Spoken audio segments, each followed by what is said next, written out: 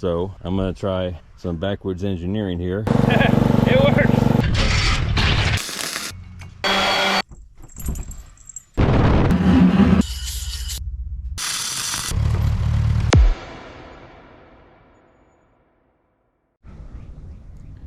Well, hey guys, welcome back to my channel. I'm Handy Matt, and today we're doing a garden update and beehive update.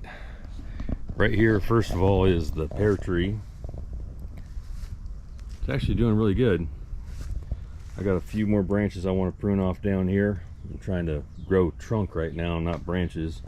And this right here is my third attempt at grafting a apple branch onto a pear tree, and it failed. I'm doing something wrong. I need to do a little bit more learning, but the tree itself is growing pretty good. And go over here and take a look at the garden. Garden's starting to die off a little bit. The heat of summer is starting to sink in, and it's like the cucumbers are about done, but got a lot of stuff going on here. Serrano peppers, they're still cranking them out. Every few days I come out here and I pull a whole bunch off, put them in the dehydrator, and I'm dehydrating them for another project that's been 13 years in the making, and we'll get into that here in about a month. Bell peppers, this one's finally starting to produce. And these Asian long beans right here, they've been cranking hard. I've been coming out here almost every day pulling off. I got a couple down here that I'm letting dry out for seed stock for next year. Tomatoes still going. These ones are getting ready to ripen up here soon. Another cucumber plant. I got a couple cucumbers down here I guess I can grab, but they're not doing very good at all. Grapefruit trees, they're coming right along. They're starting to get a little height to them. Another bell pepper plant. Another one right there. There's more tomatoes back here. More bell peppers. Got a rotten tomato I need to pull off. And here's some more of the Asian long beans. Like I said, they've been doing great. This plant right here is a ghost chili. No blossoms on it yet, but it's up here. It's about 4 feet tall. Lemongrass, doing great. Eggplant, got one starting right there. I've pulled quite a number of them off of here so far. Here's the banana peppers. I've pulled quite a few of those as well. Here's another serrano pepper, and these are Roma tomatoes. All in all, not too bad for a bucket garden. And over here, amongst this clump of crepe myrtle trees, I have a watermelon.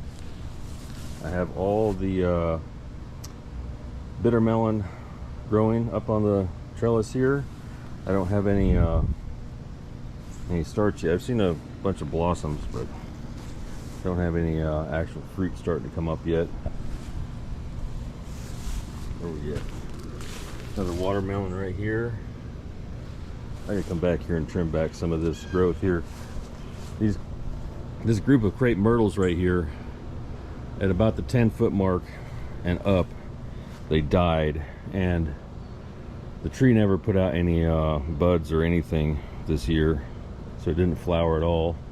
So I topped it, and now I got to come back and I got to trim off a lot of this overgrowth and kind of start nurturing like one or two branches at the top of them to restart the growth.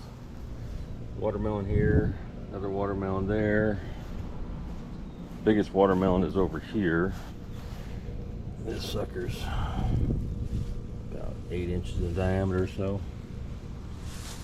And there's a watermelon somewhere up here on the trellis because they started climbing. here it is. Right there. But what I'm really trying to get is this Japanese bitter melon. So that's pretty much that. Apple tree's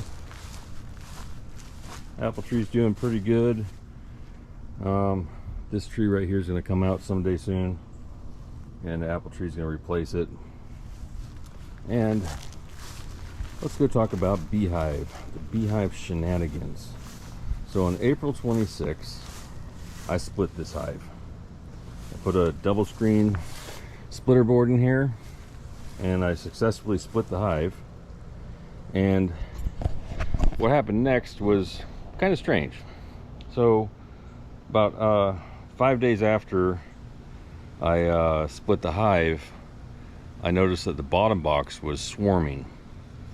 And then I realized the mistake I had made. I'd come out here with a plan to split the hive and split the brood frames equally in half, and there was about five and a half frames, maybe 6. I was going to split them equally in half between the 2 boxes, and I got excited and I found a frame in there that was basically 90% brood on both sides, and I put it in the top box going, wow, they're going to be great, that's awesome. And then that bottom box swarmed, and I did something that is like got a 1 in 1 million chance of actually being successful. I tried to stop the swarm, and I knew why they're swarming, because they had too much brood, and I just reduced their real estate by half. So came out here, I grabbed the top box, pulled a couple of frames, made sure that the top box had queen cells, and it had 3 of them. So I moved them over to right here with their own bottom board and everything, and then I threw another box on top of this one to give them some more real estate. And all the bees were clumping up down the bottom. They were flying everywhere, over my neighbor's yard, over in the back 40, over my head, thousands of bees flying. And I just took big handfuls, double handfuls of bees, and I put them back in the hive in the hopes that it would be the 1 in 1 million chance that I saved them. But they swarmed the next day while I was at work. So once that queen makes up her mind she's going to swarm, she's going to swarm. She's going to take half the bees or more, and she's going to bounce. And they did. So let's see. I waited till the 21-day mark, which was, what was that? April, May, around May 15th or 16th, 17th or something like that. And I came out here to do a quick look, and I do that every morning anyway, check, make sure there's activity. And the day before, there's activity on both hives. They were both foragers coming and going. And then the next day I came out, and the hive that had been on top that I had moved over, there was no activity at all. And I got down on my hands and knees and looked up in there, didn't see anything. I'm like, well, okay, that's kind of weird. I better look in that box. So I went and suited up, opened the box up. It was empty. And this is the strange part. It was empty. There were no bees in there at all. There was no brood comb. There was lots of honey, lots of capped honey, lots of uncapped nectar, but the bees were completely gone. And that kind of threw me for a curveball, because I've never heard of something like that happening where they just straight up leave, but they did. So I grabbed all those frames, threw them in the freezer. You know, perfect opportunity to kill off any of the small hive beetles and any variomites that are in there to save them. And I went over to this hive right here, and it looked pretty much like it is right now. And I opened it up and I said, okay, something weird happened to the other hive, I better inspect this one. So I went in there and I found 0 brood. No brood. I found no eggs, no larvae, nothing. So I'm like, okay, that ain't right. So I started pulling frames one by one, inspecting and looking for the queen. Couldn't find a queen. So I'm like, okay, this is not good. So I buttoned everything back up, and the next morning I'm like, okay, I'm gonna double check to make sure. I came out, double checked. Sure enough, there's no queen, there's no eggs, there's no nothing. So I needed a queen. So I didn't have time to try to find one locally, and they're kind of hard to find locally around here anyway. So I ordered one from I think it's called Lape Bee Supply up in Iowa, and got a queen overnighted and put her in there. And I put her in there on the 21st or 22nd of May. So now this hive is humming along. I have not gone in there. I should have about 2 weeks after that, or a week after that, to pull the little queen cage out, but I haven't gone in there because I've just been like, I don't want to mess with them. I need to get at least one hive to survive. So I'm kind of thinking you can get away down this far south to just split again in June, but not after the end of June.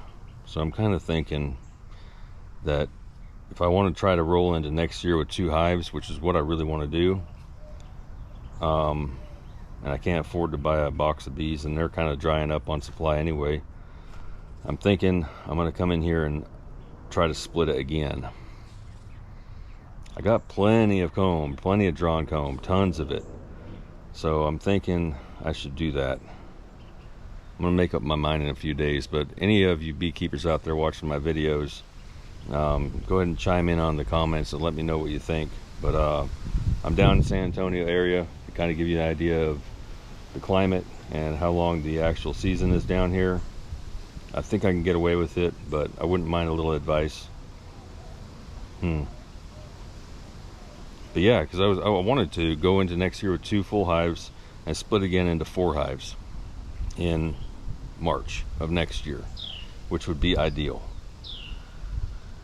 But right now, I don't know. Getting this one hive through the year is probably a good idea, but getting 2 of them, I think it's worth a shot. We'll find out in a couple of days. I'll read you guys' comments and see what you guys got to say. But they're busy here. I just saw a bunch go in there with pollen. And my new queen is an Italian hybrid, so these bees are super gentle now. They were a bit of a spicy hive back in November.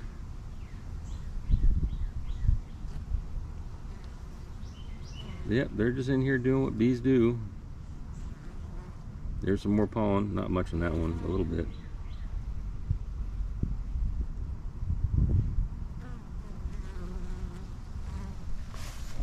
Anyway, that's kind of what's going on. I'm gonna wrap this video up. I'm gonna come out here and I'm gonna trim up this prune back this crepe myrtle a little bit, and get to editing this video later this afternoon.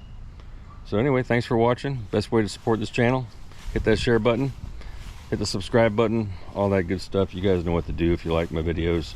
Drop a comment in there, tell me how stupid I am. Hey, sometimes I'm stupid, it's all good. Anyway, that's it for today. Laters.